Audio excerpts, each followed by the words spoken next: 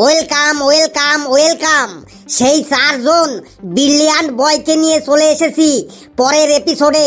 কোন বনেগা লাখপতি, টুমডুম ট্যাড়াও।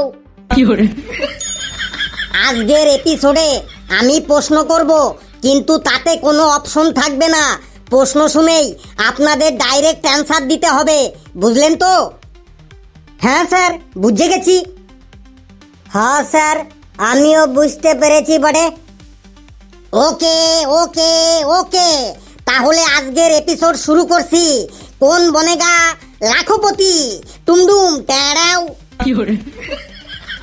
আপনাদের প্রশ্ন কম্পিউটারের উপর।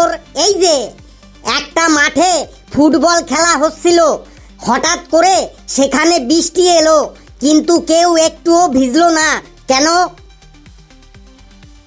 একটা মাঠে ফুটবল খেলা হচ্ছিল, সেখানে হঠাৎ করে বৃষ্টি এলো, কিন্তু কেউ ভিজলো না। স্যার, আমার মনে হয় সবার কাছে ছাতা ছিল, তাই কেউ ভিজলো না। নো নো নো, কারো কাছে ছাতা ছিল না। স্যার, আমার মনে হয় সবাই রেনকোট পরা ছিল, তাই কেউ ভিজলো না।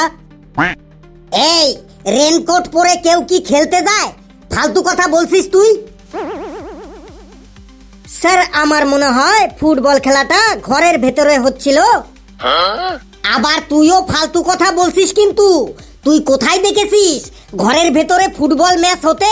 ফুটবল ম্যাচ খেলার মতো অত বড় ঘর তুই কোথায় পাবি? স্যার, আমি বলছি বৃষ্টি হলো একটা মেয়ের নাম বটে। ওই ফুটবল খেলাটার সময় ওই মাঠে বৃষ্টি নামে একটা মেয়ে আসলো, তাই কেউ ভিজলো না বটে। কারেক্ট কারেক্ট, লেবু বাবু একদম কারেক্ট অ্যান্সার দিয়েছে। ওই ফুটবল খেলার মাঠে বৃষ্টি নামে একটা মেয়ে আসলো, তাই কেউ ভিজলো না। লেবু বাবু জিতে গেল 4,000 টাকা। স্যার, থ্যাংক ইউ বটে।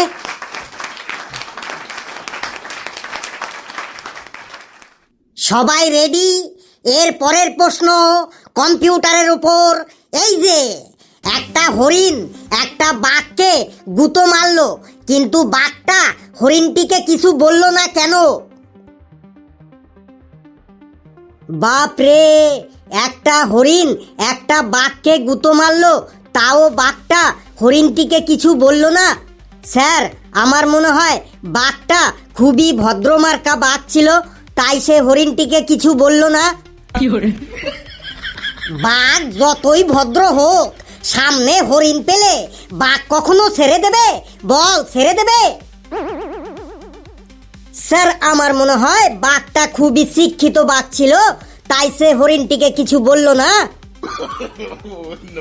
বাঘ যতই শিক্ষিত হোক না কেন, সামনে হরিণ পেলে বাঘ কখনো ছেড়ে দেবে? বল, ছেড়ে দেবে?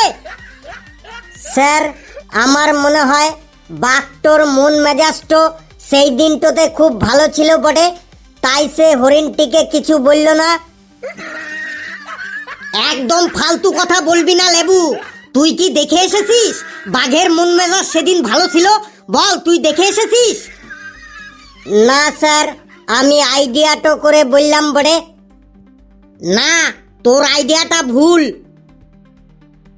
স্যার, আমি বলছি বাঘটা আসল বাঘ ছিল না, বাঘটা ইট বালি সিমেন্ট দিয়ে তৈরি করা বাঘ ছিল, তাই হরিণটি বাঘটিকে গুঁতো মারার পরেও বাঘটা হরিণটিকে কিছু বলল না। Absolutely right answer. বাঘটা ইট বালি সিমেন্ট দিয়ে তৈরি করা ছিল, তাই বাঘটা হরিণটিকে কিছু বলল না। ফেলু বাবু জিতে গেল 4,000 টাকা। Thank you thank you, many many thank you.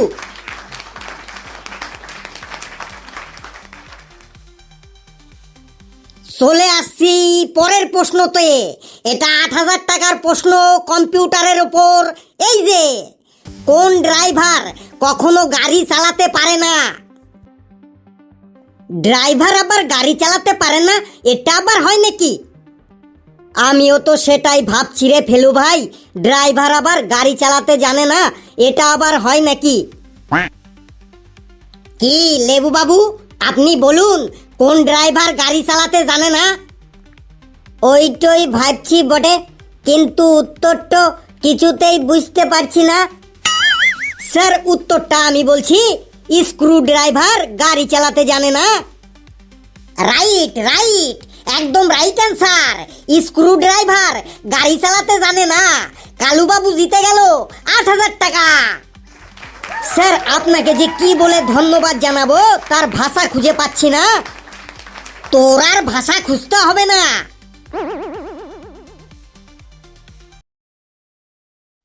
এবার আপনাদের একটা গুগলি প্রশ্ন করি, খুবই বুদ্ধি খাটিয়ে অ্যান্সারটা দিতে হবে কিন্তু।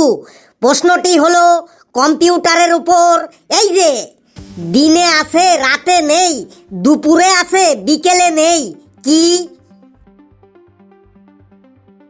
দিনে আছে রাতে নেই, দুপুরে আছে বিকেলে নেই। স্যার উত্তরটি হবে সূর্য।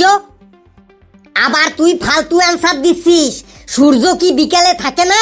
বল, সূর্য বিকেলে থাকে না? স্যার আমার মনে হয় এর উত্তর হবে আলো। আলো দিনে থাকে, রাতে থাকে না।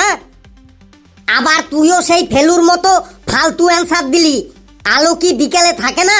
বল, আলো বিকেলে থাকে না?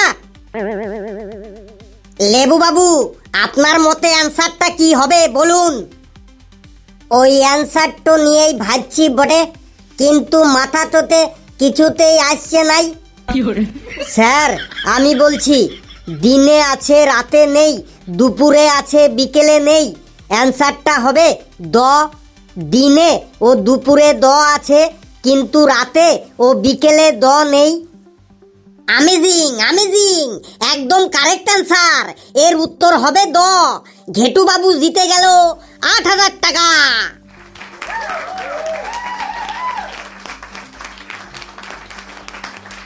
এবার আমি একটু অন্য টাইপের প্রশ্ন করব। আপনারা সবাই বাংলার প্রবাদ বচন সম্পর্কে জানেন তো? বাংলা প্রবাদ বচন? হ্যাঁ স্যার জানি। আমিও জানি স্যার। স্যার আমিও জানি বাংলা প্রবাদ বচন। স্যার বাংলা প্রবাদ বচনটা সম্পর্কে আমিও জানি বটে। ওকে ওকে ওকে, এবার আমি আপনাদের বাংলা প্রবাদ বচন ধরবো। আমি অর্ধেকটা বলবো আর বাকি অর্ধেকটা আপনাদের মধ্যে বলতে হবে। ওকে স্যার, জলদি ধরুন। শুরু হচ্ছে বাংলা প্রবাদ বচন রাউন্ড। টুমডুম ট্যাডাও।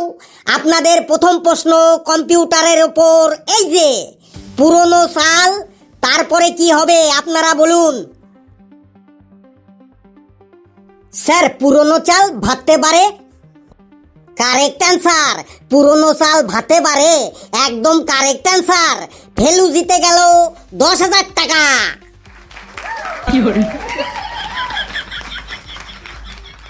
এর পরের প্রবাদ বচন কম্পিউটারের ওপর, এই যে গাছে কাঁঠাল, তারপরে কি হবে বলুন।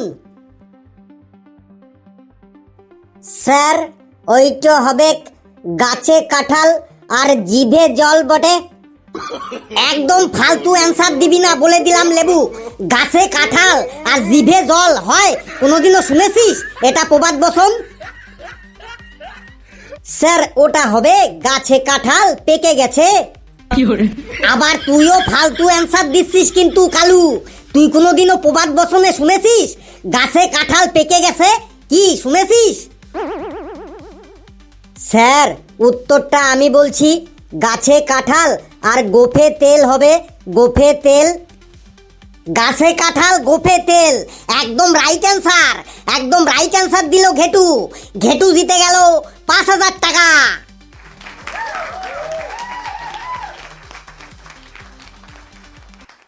এর পরের প্রবাদ বচন কম্পিউটারের ওপর, এই যে যদি হয় সুজন, তারপরে একটুকু কি হবে বলুন। স্যার যদি হয় সুজন, এক বিছানায় ১০ জন। কি বললি তুই? যদি হয় সুজন, এক বিছানায় ১০ জন? ফেলু, উল্টো পাল্টা অ্যান্সার দেওয়ার জন্য তোকে কিন্তু এবার আমি খেলা থেকে আউট করে দেব। স্যার আমি বলছি, যদি হয় সুজন, এক থালা ভাত ৫ জন। কি বললি? যদি হয় সুজন, এক থালা ভাত ৫ জন? এই ঘেটু, তুই এই রকম প্রবাদ বচন কোথায় শুনেছিস? তুই বল কোথায় শুনেছিস? তোকেও কিন্তু এবার খেলা থেকে আমি আউট করে দেব। স্যার উত্তরটা আমি বলছি, যদি হয় সুজন, একটা মোটরসাইকেলে 4 জন। কি বললি তুই? যদি হয় সুজন, একটা মোটরসাইকেলে 4 জন? এই কালু, এই তুই এই রকম প্রবাদ বচন কোথায় শুনেছিস সে? তুই কোথায় শুনেছিস?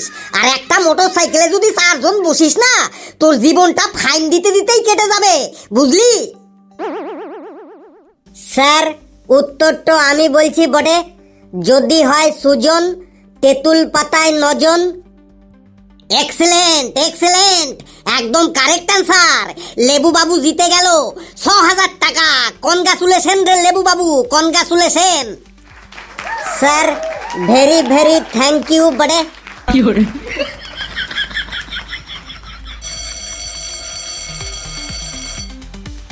আহা, বেল পড়ে গেল। তার মানে আজকের এপিসোড এই পর্যন্তই। এর পরের এপিসোডটি দেখতে পারবেন আপনারা আরো মজার। বন্ধুরা, ভিডিওটি কেমন লাগলো আপনারা কমেন্টসে জানাবেন, আর ভিডিওটি লাইক করবেন, যত পারেন শেয়ার করবেন, আর চ্যানেলটিকে সাবস্ক্রাইব করে আমাদের সাথেই থাকবেন। হাসতে থাকুন, সুস্থ থাকুন। যত বেশি হাসবেন তত বেশি সুস্থ থাকবেন, আর সকলে খুব খুব ভালো থাকবেন বন্ধুরা।